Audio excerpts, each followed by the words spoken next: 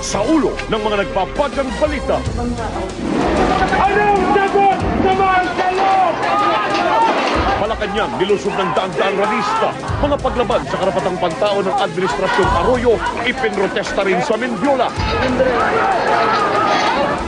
125 hinostage sa Agusan del Sur, 50 nakatakas, 18 pinalaya. Empleyado sa Basilan, pinugutan, 2 Chino, hawak pa ng kidnappers. Sa ikatlong grade, sa bahay ng mga patuan, mga baril at bala natagpuan sa bakuran. Exclusive, lalaki nasabog ng baterya ng cellphone, patay.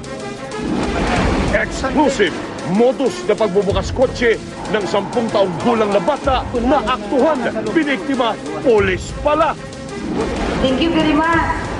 At Hokwang, kinakabahan nga bang matalbugan ng housemate na si Melay?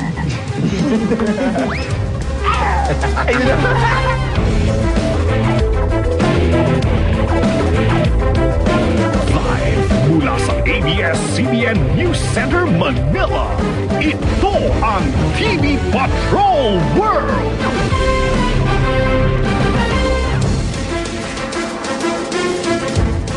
Magandang gabi, Pilipinas! Kami ang mga patrol ng Pilipino. Nagbabalita at naglilingkod sa inyo saan man sa mundo.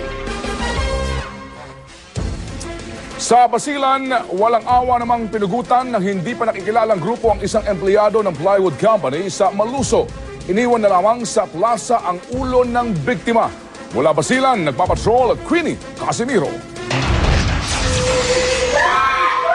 Napahagulgol sa tindi ng hinagpis ang magkakapatid na Singson nang makita ang ulo na lang ng kapatid na si Mark sa punerarya sa Isabela City, Basilan. Nobyembre 10 nang dukutin si Mark sa pinagtatrabahuang High-Tech Wood Corporation sa Maluso, Basilan. Kasama niyang kinidnap ang 2 Chinong sina Oscar Lu at Michael Tan, mga pinsan ng may-ari. At kagabi, natagpuan ang ulo ni Mark sa plaza. Isinisi ng pamilya ng biktima sa may-ari ng plywood company ang karumal-dumal na sinapit ng bihag. Hindi kasi ibinigay ng amo ni Mark ang hinihinging 1.5 million pesos ng kidnappers. Nag-text pa raw ang kidnappers para ipaalam na pinugutan na nila si Mark. Tapos naghihingi ng demand. Kaso lang hindi magko-cooperate yun si George Tan. Walang cooperation. Yun ang mali niya. Mahigit 1 buwan na matapos ang pagdukot, hindi pa rin alam ng mga pulis kung anong grupo ang responsable sa pamumugot na unang inakalang kagagawan ng Abu Sayyaf. Kanina nagpulong ang Crisis Management Committee para pag-aralan kung paano maililigtas ang 2 pang binihag. Inisip ng mga kidnappers dahil foreigner itong dalawa at medyo baka isipin nila na mahal o kaya may mga tumulong na galing sa ibang bansa. Pinagpaplanuhan na rin ng mga otoridad ang rescue operation sa negosyanteng si Donald John Capili na sinasabing dinukot ng isang MILF subcommander. Queenie Casimiro, Patrol ng Pilipino, Basilan. Hinostage ng kilabot na Perez Group ang mahigit na 100 tao sa Prosperidad, Agusan del Sur kaninang umaga para mapigilan ang planong pag-aresto sa kanilang leader. Ayon sa mga pulis, walang kinalaman ang hostage-taking sa Maguindanao Massacre o maging sa eleksyon.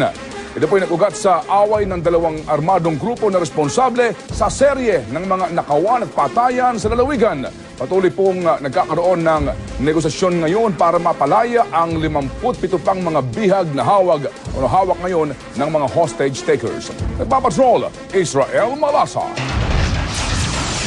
Alas 6 ng umaga, ihahain sana ng mga pulis ang warrant of arrest kay Ondo Perez. May kasong multiple murder at leader ng mga dating CAFGO na nasangkot sa mga serye ng nakawan at pagpatay sa Agusan del Sur. Pero natunugan ng grupo ang planong pag-aresto, kaya bago pa mag-alas 7 ng umaga, hinostage nila ang 125 tao sa bulubunduking bahagi ng sitio Maitom sa Prosperidad, Agusan del Sur. Karamihan sa mga hinostage, mga estudyante at sibilyan. Alas 11 ng tanghali, nakatakas ang 50 bihag kabilang ang 2 teacher na sina Marilu Gregoria at Naomi Mendares. Agad nilang isinumbong sa mga pulis ang nangyari. Ayon sa 2, kinuha ng grupo ang kanilang mga pera at cellphone. These are ordinary people within the vicinity of Sitio Maitong. Parang to protect siguro themselves, just gather these people. Kung sino maabutan nila doon sa area, yun ang ginagawa. Tumagal ng 8 oras ang pakikipagnegosasyon sa grupo. Lalo't may bitbit silang matataas na uri ng armas gaya ng M14 at M16 Armalite Rifle. Nasa mataas na bahagi ng bundok ang 15 kasapi ng armadong grupo, kaya hindi sila malapitan ng mga pulis. Pasado alas 4 ng hapon, nang palayain ng Perez Group ang 17 estudyante at isang matandang babae. Mga adults na lang lahat dahil yung mga bata nirelease na nila lahat during the course of negotiation with Mrs. Bahati. At umaasa tayo na mariresolve agad yung kaso. Sa investigasyon ng mga pulis, dating CAFGO ang grupo ni Perez na nasangkot sa mga kaso ng nakawan sa lalawigan. Nitong Pebrero, nagkaroon ng Rido o Clan War sa pagitan ng Perez Group at grupo ni Joel Tubay. 4 na miyembro ng pamilya Tubay ang nasawi sa away. Sa ngayon, tanging hiling ni Perez, arestuin din ang kaaway na si Tubay. Dumating na rin ang Crisis Management Committee sa ilalim ng Provincial Government ng Agusan del Sur para tumulong sa pagpapalaya sa mga bihag. Israel Malasa, Patrol ng Pilipino.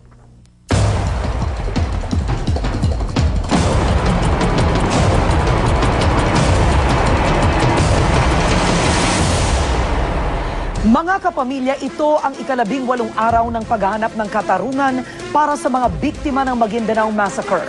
Sa ikatlong pagkakataon, pinasok ng mga otoridad ang bakuran ni dating Maguindanao Governor Andal Ampatuan Sr. para maghalughog ng mga armas na itinatago umano ng pamilya. Live mula sa Maguindanao, nagpapatrol George Carino. Karen, kung sa naunang 2 pag-ahalughog ay nabigo ang mga otoridad, kanina naman nagbunga na yung misyon nila. Isang impormanteng hawak ngayon ng Philippine National Police ang pinagbatayan ng pag-ahalughog. Kainitan ng tanghali ng pasukin ng mga otoridad ang bakurang ito sa Barangay Satan, dito sa bayan ng Sheriff Aguac. Ayon sa PNP, hindi bahay ang kanilang hahalughugin, kundi ang paligid lang ng bakuran. Pero pumapalag ang abogado dahil nakukulitan na sa mga otoridad. This is the 3rd time na pinakita sa akin, pag mupunta sila dito, ito pa rin yung mission order. No? And they have the chance, no, to apply for search warrant before the court. Kasi may trabaho naman ngayon, di naman holiday.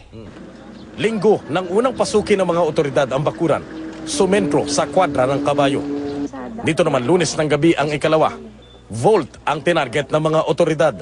Kaya kanina, umaangal ang pamilya Ampatuan dahil naaapektuhan na umano ang kanilang mga anak. Basta yung mga bata gusto nilang mag-aral. Sinasabi sa amin, Mami, paano na yung pangarap ko maging doktor, maging abogado kung hindi na kami makapag-aral? Pero dahil nasa ilalim ng martial law ang probinsyang ito, walang silbi ang pagtutol sa paghahalughog. Itinuloy ng militar at pulisya ang paghahanap ng mga armas na itinatago umano sa bakuran ng mga Ampatuan. Nang inspeksyonin ang bunton ng mga bunot ng niyog, doon na tumambad ang mga nakatagong bala at baril. Sinundan pa ng isa pang hukay na puno ng mga naglalakihang bala ng 50 caliber. Samot-saring mga bala, baril, mga gamit pang sundalo at ilan pang kagamitan ang nasamsam ng mga otoridad sa bakuran ng matandang Ampatuan. Pero iginiit ng abogado ng mga Ampatuan na itinanim lang o planted ang mga nakuhang armas at walang kinalaman ang kanyang kliyente. Nakakasiguro po tayo na hindi po yan pag-aari ng mga Ampatuan. Marami pong posibilidad kung bakit napunta dyan yung baril. Pwede naman din nating sabihin na may nagplanta po ng baril na yan.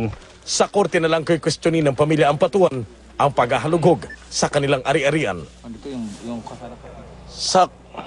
Kahit may mga nakuha ng baril at bala kanina ay babalikan pa rin ng mga otoridad ang bahay ng mga Ampatuan. Ayon sa pulisya at militar, hanggat meron lumalantad sa kanila at nagbibigay ng impormasyon tungkol sa mga itinagong armas ng pamilya Ampatuan, babalikan nila ang bahay. Kanina humarap na rin sa 73rd Infantry Battalion ang 24 na miyembro ng Civilian Volunteer Organization sa bayan ng Radya Buayan.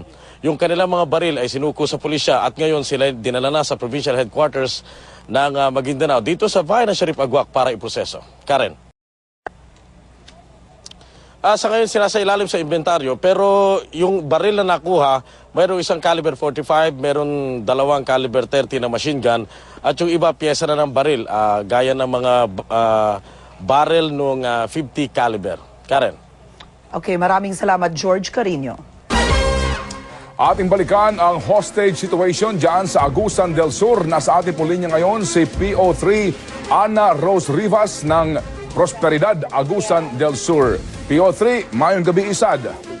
Okay.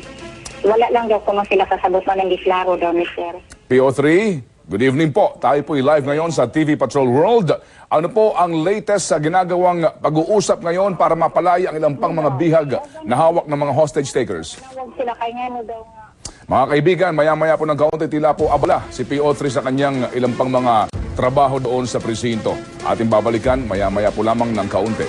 Samantala, ikalawang araw po ng pinagsanib na sesyon ng Senado at ng Kamara para desisyonan kung dapat bang hayaan o dapat bang ibasura ang martial law sa Maguindanao.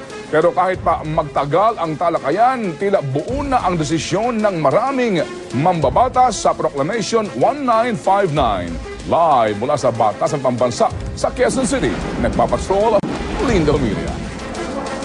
Ted, dapat ay patuloy pa rin ang panggigisa ng mga mambabatas sa mga kinatawan ng Pangulo tungkol sa Proclamation 1959 na nagsasailalim sa probinsya ng Maguindanao sa martial law. Pero ang ilan nating mga mambabatas na matatalas sa batas, hindi na nagtatanong, nagle-lecture na lang kung bakit dapat o hindi dapat hayaan na gumana ang martial law sa Maguindanao. Kaya masasabing aktwal na botohan na lang ang hinihintay dito para masentensyahan ang Proclamation 1959. Unang tumayo sa panig ng Kamara si Makati Congressman Teodoro Locsin Jr. Pero sa halip na magtanong, inilatag ni Locsin ang mga dahilan kung bakit dapat hayaang gumana ang martial law sa Maguindanao.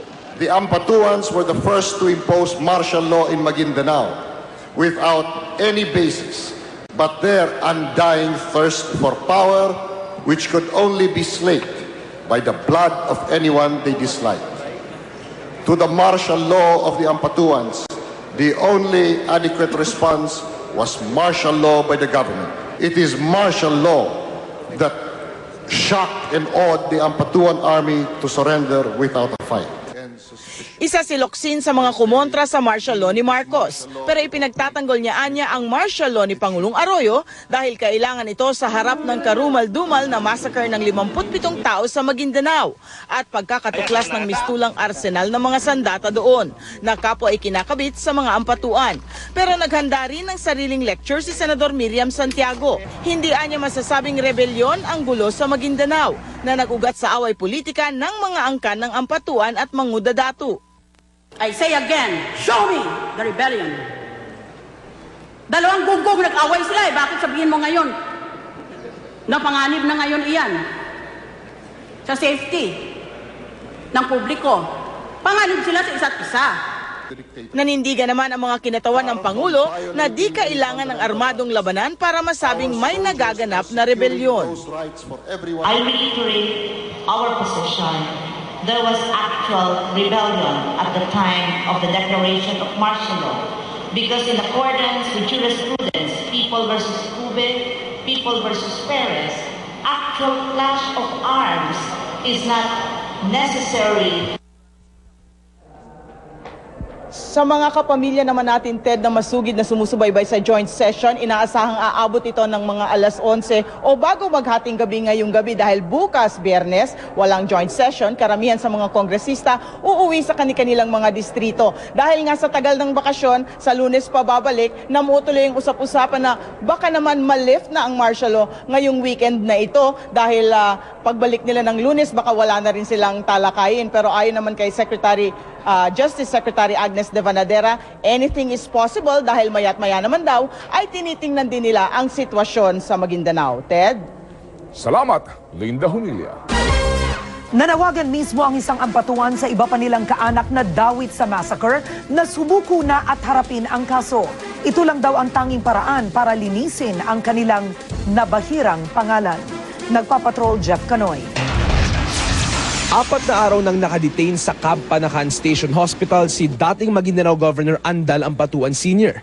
dahil sa pagkakaugnay sa Maguindanao Massacre. Matinding seguridad pa rin ang umiiral sa naka-red alert na kampo. Limitado ang mga dalaw.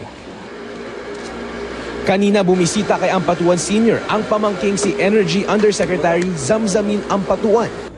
Sabi ni Yusek, bumubuti na ang kalusugan ng tiyuhin. Ayon sa kanya, makakabuti marahil ang panahon na ito para mapagnilayan ng tiyuhin ang kinakaharap na krisis.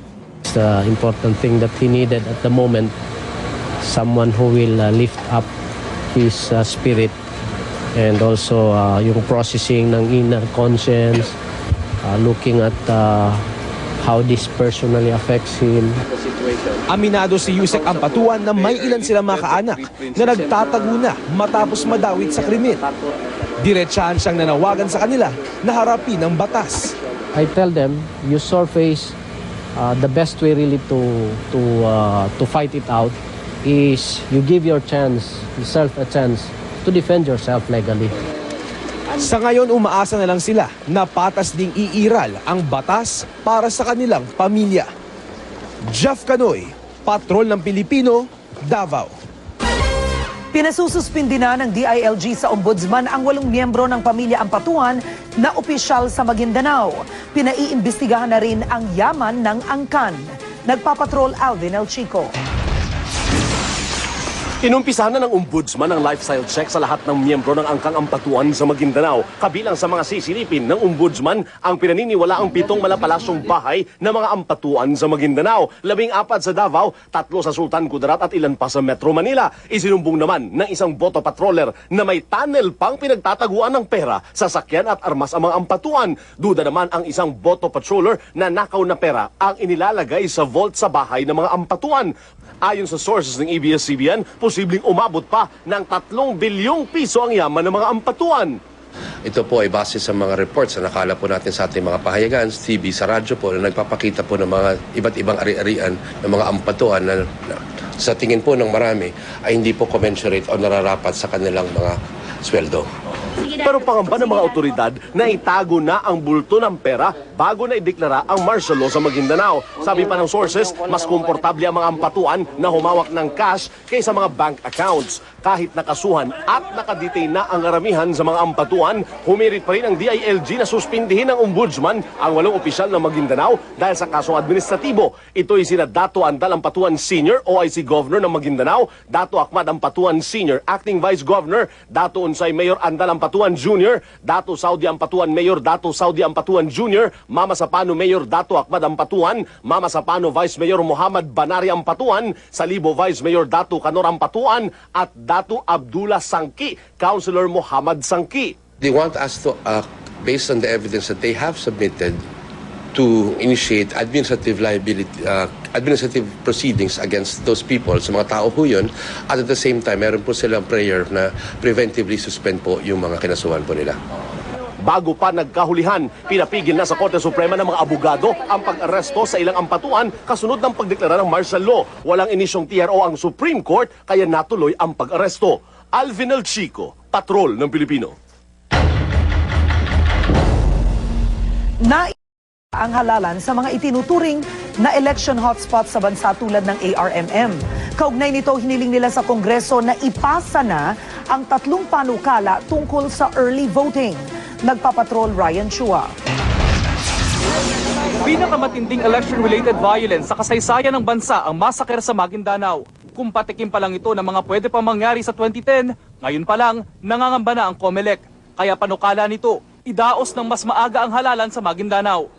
We submitted a proposal already to the Senate before, and we passed last week. We passed another resolution reiterating our proposal for early voting. If Congress passes that bill, we'll conduct the elections early. May nakahain ng panukala si Congressman Pedro Romualdo na dapat magkaroon ng mas maagang halalan sa buong ARMM para tiyakin ang malinis na halalan doon. May mga panukala na rin para sa early voting sina Senador Richard Gordon at Congressman Rufus Rodriguez. Ang COMELEC naman, nais na gawin ng halalan 1 linggo o 1 buwan bago ang Mayo 10, hindi lang sa ARMM kundi sa mga election hotspots na tinukoy ng pulisya. Kabilang dito ang Abra, Nueva Ecija, Masbate, Lanao del Norte, Lanao del Sur, Basilan, Sulu at Western Samar, kung saan mataas ang insidente ng pandaraya at karahasan sa mga nakaraang halalan. We want to devote all attention on this area, concentrate our resources. Ito na yun eh. Pabor dito ang Parish Pastoral Council for Responsible Voting, pero dapat daw tanggalin muna ang martial law. Sa pananaw po namin, hindi po ito pwedeng malayang halalan pagka merong martial law sa Maguindanao. Ngayong kainitan pa ng debate tungkol sa martial law sa Maguindanao, alam ng COMELEC na malabo pang mapag-usapan sa Kongreso ang early voting. Pero pipilitin pa rin daw ng COMELEC na maipasa ang panukala sa Kongreso sa lalong madaling panahon. Hanggat maaari, gusto raw nilang mabawasan kung hindi man tuluyang mawakasan ang pandaraya at karahasan sa darating na halalan. Ryan Chua, Patrol ng Pilipino. Nanumpa ngayong araw bilang acting governor ng ARMM si Vice Governor Ansordin Adyong. Ito matapos ang pagkakaaresto kay ARMM Governor Zaldi Ampatuan noong Sabado dahil sa kanyang pagkakadawit sa Maguindanao Massacre. Pinangunahan po ni DILG Secretary Ronaldo Puno ang oath-taking ni Adyong na ginanap sa PNP headquarters sa Camp Crame. Ayon kay Puno, ito'y patunay na umiiral pa rin ang saligang batas ngayon dahil batay daw po sa Rule of Succession sa Local Government Code ang pag-upo ni Adyong. Ayon pa kay Puno, nakatakdang magtalaga si Adyong ng mga OICs sa mga bayan sa Maguindanao at maging ng acting governor sa Lalawigan. Ito po'y kasunod ng pagkakaaresto sa ilang mga mayors at kay Andal Ampatuan Sr. dahil din sa Maguindanao Massacre. Samantala, pinawalang sala ngayon ng AFP ang dalawang opisyal ng militar na inakusahan ng pagbababaya sa tungkulin nang hindi nila bigyan ng security escort ang pamilya, mangudadato nang mangyari po ang Maguindanao Massacre. Papatrol, Alex Santos. Hindi na itutuloy ng AFP ang pagsasampa ng administrative at criminal case laban sa dalawang opisyal na inakusahang nagpabaya sa kanilang tungkulin. Ayon kay AFP spokesman Lieutenant Colonel Romeo Browner Jr., batay sa investigasyon, walang indikasyon na nagpabaya sina Major General Alfredo Caiton ng 6th Infantry Division at 601st Brigade Commander Colonel Medardo Jeslani. Sila ang tumangging magbigay ng hinihinging security escort sa mga manggundadato papunta sa COMELEC sa Sarip Agwak. Ipiniliwanag ng dalawang opisyal na militar na kulang sila ng mga sundalo at sapat naman daw ang seguridad ng pulisya. According to our Inspector General, they found out that both commanders were not remiss in their responsibilities as commanders on the ground. Tumanggi muna magbigay ng panig ang kampo ng mga mangundadato sa resulta ng investigasyon ng AFP. Batay naman sa sinumpaang salaysay sa CIDG investigation ni PO1 Rainer Ebus, ang close-in bodyguard ni Dato Unsay Mayor Andal Ampatuan Jr. Kasama nila ang 5 sundalo sa pinangyarihan ng massacre. Kasama rin daw ang mga ito sa pag-aabang sa convoy ng mga mangundadato. Inaalam na ng AFP kung nasa active duty pa ang 5 sundalo at kung direkta silang sangkot sa massacre. Those who were parang suspected to be part of the conspiracy, inimbestigahan naman din ng level ng army yan. Yung sinasabi yung parang na-incriminate ni Magid were about 3 lieutenants. Una lang inamin ng PNP na posibleng nagsabuatan ng mga pulis kaugnay na naganap ng massacre. Alex Santos, Patrol ng Pilipino. Tuluyan ang sinuspindi ang mga klase sa 6 na eskwelahan sa Ampatuan, Maguindanao. Nagdesisyon ang DepEd sa ARMM na sa Enero 4 na muling magbukas ng klase. Sa harap na rin ng patuloy na takot ng mga estudyante dahil sa ipinaiiral na martial law sa lalawigan. Nagpapatrol Adrian Ayalen. Masayang naglalaro ang mga bata rito sa Datu Sangki Ampatuan Central Elementary School sa bayan ng Ampatuan.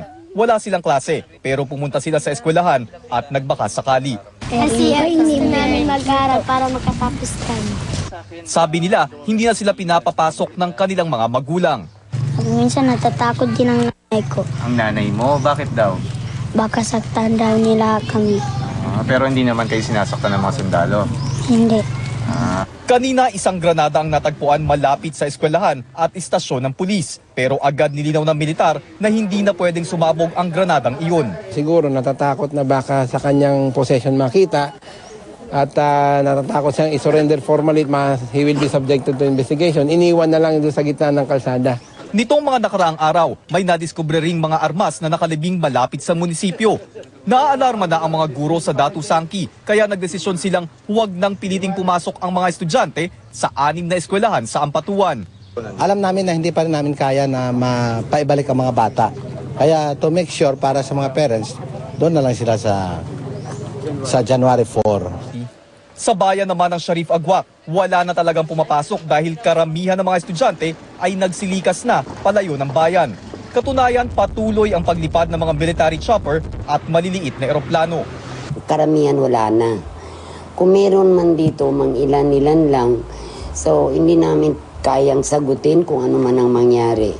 Pwedeng mag-makeup classes na lang daw ang mga estudyante kapag naging normal na ang sitwasyon. Paulit-ulit ang militar na hindi dapat matakot ang mga residente kahit pa araw-araw ang raid sa Sharif Agwak ngayong umiiral ang martial law. Inaasahan naman na magsisibalikan ang mga estudyante kapag natanggal na ang martial law. Pero ang problema kapag hindi na nagsibalikan ang mga nagsilikas na mga pamilya dahil pa rin sa nararamdaman nilang takot. Adrian Ayanin, Patrol ng Pilipino, Maguindanao. Ginunita ng iba't ibang militanteng grupo ang International Human Rights Day. Ang sigaw nila itigil ang martial law sa Maguindanao at ang panunupil sa karapatang pantao. Nagpapatrol Atom Araulio. Wala nang nagawa ang mga gwardya ng Malacanang nang sumugod ng mahigit 500 rallyista sa Gate 7 ng palasyo. Hindi na rin nakaporma ang nag-iisang riot police doon. Tingin ni Gloria, mas lalong matatakot ang mamamayan kapag pinapatay niya. Baliktad yung mangyayari. Mas dumadami at mas marami nagpapatuloy. Dahil ito yung hustisya na nakikita namin kaya namin ibigay para doon sa mga pinaslang at para doon sa mga tinapakan ng karapatan. Ang tao! Maya-maya pa, dumating na ang dagdag ng mga pulis. Pinayagan nilang magdaos ng maikling programa ang mga rallyista. Pero pagkaraan ng ilang minuto, pinaalis din sila. Nauna rito, mahigit 4,000 ang nagmarcha sa Menjola bilang paggunita rin sa pandaigdigang araw ng karapatang pantao. Tingin ng grupong karapatan, mas malala pa sa gobyernong Marcos ang panunupil sa karapatang pantao sa ilalim ng Administrasyong Arroyo.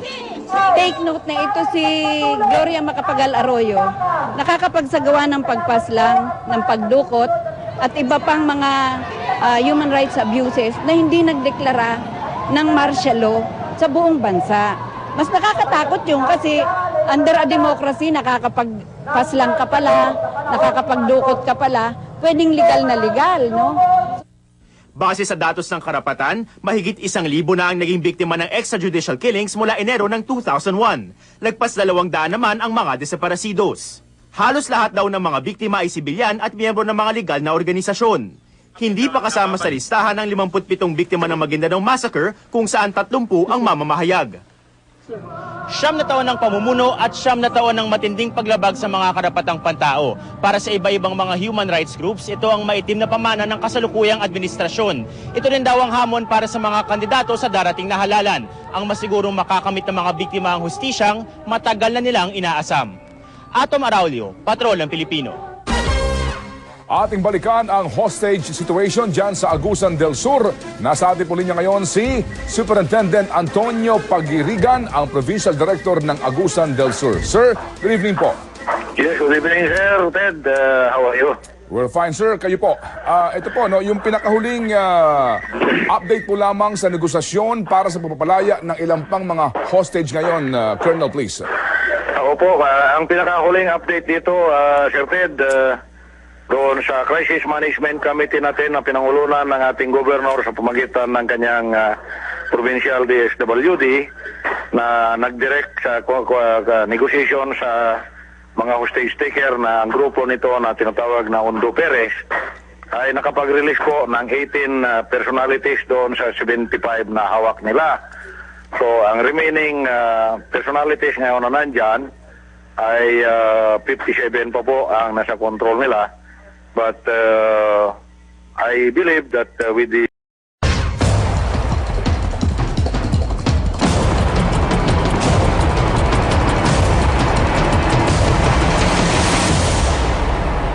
Bagong-bagong balita mga kaibigan, sumuko po sa mga pulis ang 24 na CVOs at CAFGO sa Maguindanao.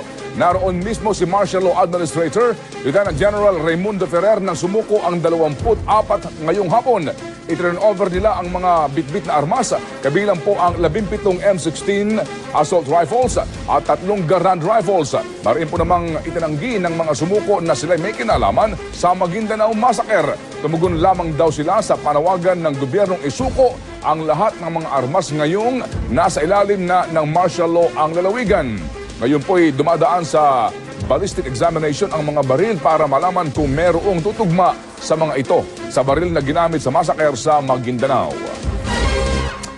Na-turn over na po ng CIDG sa Regional Office ng Commission on Elections sa Maguindanao ang mahigit na 3,000 voters ID na nakuha sa bakuran ni Sheriff Agwak Mayor Anwar Ampatuan. Mula sa Maguindanao, exclusive Papatrol, Ces Orenya Drilon. Iba naman ang nadiskubre ng mga pulis sa paligid ng bahay ni Sheriff Agwak Mayor Anwar Ampatuan. Hindi baril ang tumambad sa kanila, kundi may 3,000 voters ID at iba pang election paraphernalia na tinangkapang sunugin. Ayon kay Superintendent Pagkalinawan, mukhang orihinal ang mga dokumento. Nagtaka siya kung paano ito napunta kay Mayor Ampatuan. Mahalaga ito sa politika natin. Bakit may ganito? O, diba? Okay. Election paraphernalia ito, bakit may ganito tayo? Si Anwar ay kapatid ng pangunahing akusado sa Maguindanao Massacre na si Andal Ampatuan Jr. na nasa kampo na ng pulisya sa Gensan. Ayon kay COMELEC Commissioner Gregorio Larazabal, kahina-hinala ang pagkakatuklas ng election paraphernalia sa bahay ng alkalde. Right now, there's something wrong there, but unfortunate as it appears, what we're trying to do, we're trying to remedy the situation by taking appropriate action. Isa ang Maguindanao sa mga lalawigang nagpanalo kay Pangulong Arroyo laban kay Fernando Poe Jr. noong halalan ng 2004. Isa rin ito sa mga probinsyang pinaghihinalaang sentro ng umano'y malawakang dayaan. Matapos ideklara ang martial law sa Maguindanao, nagbabala ang oposisyon na maaaring gamitin ang batas militar upang dispatsahin ang mga ebidensya ng electoral fraud. Binigyang diin naman ni COMELEC spokesperson James Jimenez na ang mga election officer ang dapat nangangalaga sa mga voters ID. Oras na nai-release na ito ng COMELEC at hindi dapat dumaraan sa local officials. Sa ngayon, ayon sa COMELEC, 75% na ng mga voters ID na mga nagparehistro noong 2007 ang nai-release na ng COMELEC. Iniutos ng komisyon sa regional officer nila na ipadala sa Maynila ang naturang voters ID. The procedure is kailangan through channel yan. Ita-turn over namin sa CIDG, which is the investigating arm ngayon. Sila ang lead agency who calls the shots here. Then the CIDG, ita-transfer naman sa COMELEC. Dinala na sa kampo ng PNP sa Maguindanao ang mga nakuhang election paraphernalia para siyasatin ng SOCO at CIDG. Ces Orenya Drilon, Patrol ng Pilipino. Nailigtas ng mga mangingisda ang balyena na natagpo ang sugatan sa baybayin ng Nasugbu, Batangas. Nagpapatrol Ernie Manyo.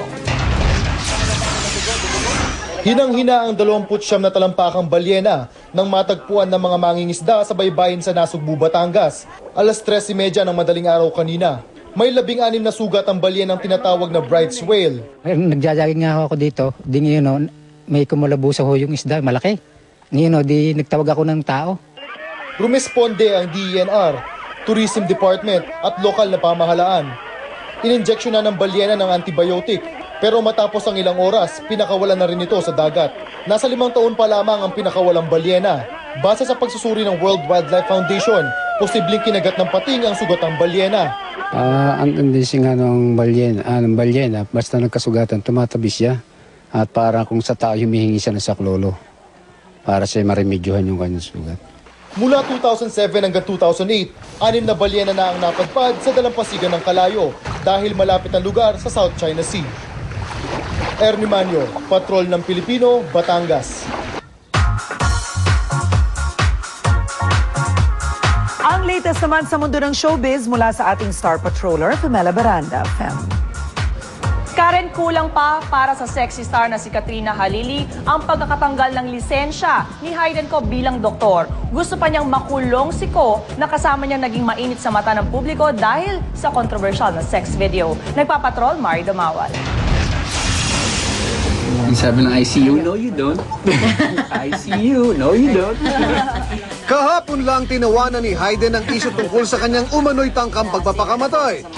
Just wanna dispel the rumor that that I tried to kill myself again and that I am badly wounded and marami akong sugat and marami naka-inject sa akin. No, that's not true. Ngayon, haharap siyang muli sa panibagong buwelta sa kanya ni Katrina Halili. Nagsumite kanina ang aktres sa NBI Computer Crimes Division ng dagdag na dokumento para isulong ang investigasyon sa pagkalat ng sex video nila ni Hayden. Hindi po ako titigil na na hindi managot yung mga taong gumawa ng mga kalokohan na yun. Binawian na ng medical license si Hayden, pero kulang pa ito, sabi ni Katrina. Giit niya, kailangang makulong si Hayden dahil sa karahasan laban sa kababaihan. Hindi lang po yung matanggalan po siya ng lisensya. Yung criminal case po, itutuloy ko pa din. Naaawa na po ako dahil hindi naman ako masamang tao para parusahan po siya. Hindi ko nakikita na parang alam niya na may kasalanan siya. Hindi man lang nag-apologize. Hindi niya po alam sa sarili niya na may nagawa po siyang kasalanan. Mahirap naman magpatawad sa taong hindi naman humihingi ng tawad sa'yo. Ayon sa abogado ni Katrina, bukod kinako, Dr. Vicky Bello, Eric Johnston Chua, Dr. Mark Herbert Rosario at Princess Marie Velasco, may 4 pang pinaiimbestigahan sa kaso. Ayon kay Katrina, dapat managot ang may kasalanan. Mario Dumawal, Patrol ng Pilipino. Sa pagbabalik ng TV Patrol World Exclusive, 10 taong gulang na bata, huling ninanakawan ang kotse ng pulis. Isa pang exclusive, baterya ng cellphone, sumabog, lalaki, patay. Hayden Ko, umapila, kaugnay sa pagbawi ng kanyang lisensya bilang doktor. At Okwang, takot nga bang matalbugan ni Melay ng PBB?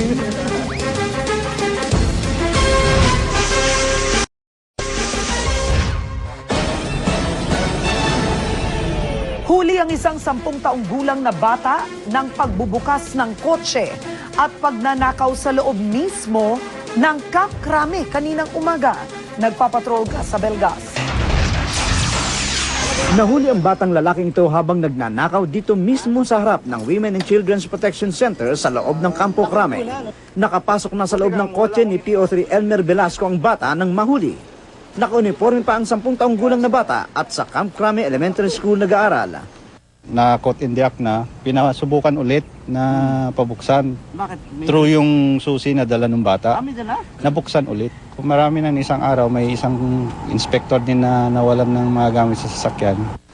Umiwas naman magbigay ng pahayag ang magulang ng bata. Ayaw kumpirmahin ng mga otoridad kung sa loob sila ng kampo nakatira. Base sa record ng Women and Children Protection Office, mula Enero nitong taon, may naitatala na silang mahigit 800 menor de edad na sangkot sa pagnanakaw. Ayon sa isang social welfare officer, una sa lahat, ang mga magulang ay dapat tumutok at pumatnubay sa kanilang mga anak.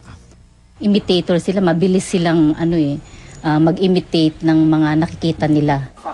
At higit sa lahat, dapat ay maging magandang halimbawa ang mga magulang sa kanilang mga anak. Gasa Belgas, Patrol ng Pilipino.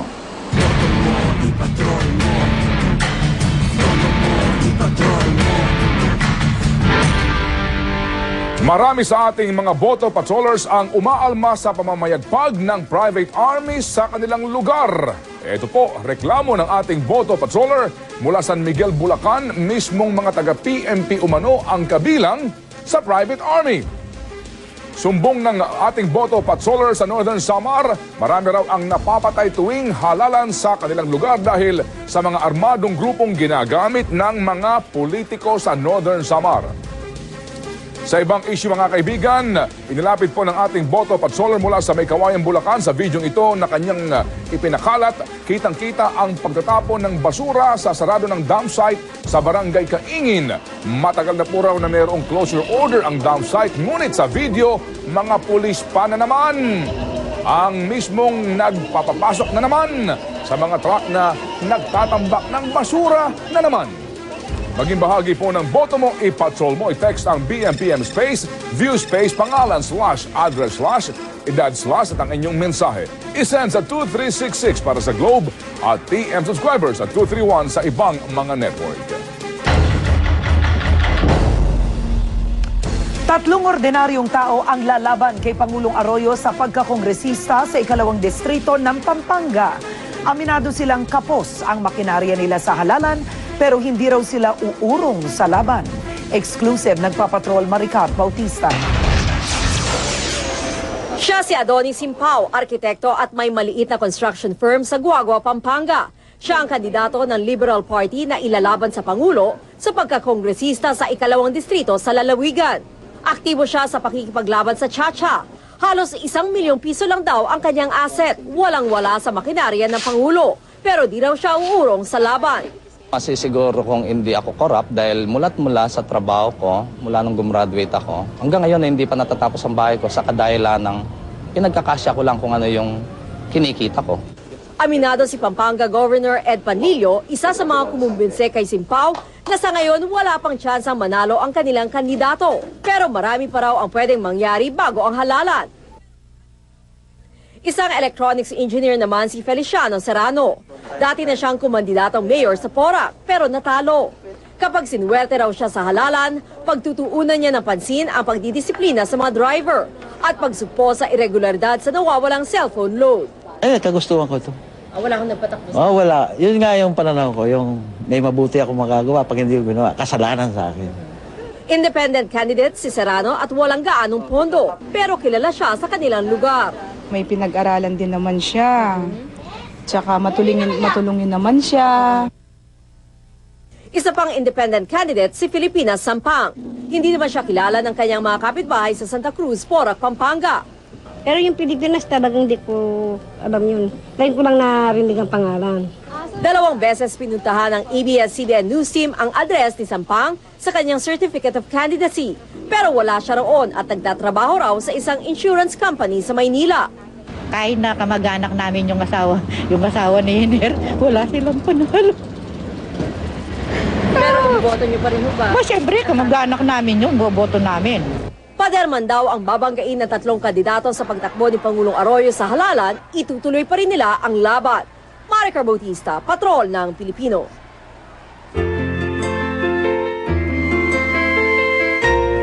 Binalikan po ng hulog ng langit ang isang ina mula Muntinlupa na nanganak sa isang evacuation center. Kamustahin po natin si Nanay Janet at Baby Jude. Sinalanta ng Bagyong Ondoy, iniwan ng asawa at inabutan pa ng panganganak sa evacuation center. Kaya naman madalas tulala na si Nanay Janet na hindi na maasikaso ng maayos ang kanyang bagong silang na sanggol. Indikasyon ng postpartum depression. Siyempre, ang pagdaan sa panganganak, merong konting depression yan, may stigma, tapos nagpapabreastfeed ka na. Ayon sa pag-aaral, 10 hanggang 20% ng mga nanganganak ang nakararanas ng postpartum depression. Kapag lumala, maaaring tuluyang mawala sa katinuan ng ina, saktan o patayin ang sarili o ang kanyang mga anak. Dahil dito, inilipat agad ng hulog ng langit ang kaso ni Nanay Janet sa DSWD sa Muntinlupa. Kailangan po nating matulungan siya para at least naman po ay yung inspirasyon ng nanay para buhayin yung kanyang mga anak. Andun po yung lungsod po namin. Looking forward po na matulungan po sila. Nangako naman ng DSWD na tututukan ang kondisyon ni Nanay Janet hanggang sa kanyang paggaling. Magkaagapay po ang hulog ng langit at ang lokal na pamahalaan ng Muntinlupa City sa pagtulong kay Nanay Janet at kanyang mga anak. Sa mga nais pang magpaabot ng tulong, tumawag lamang po sa aming tanggapan.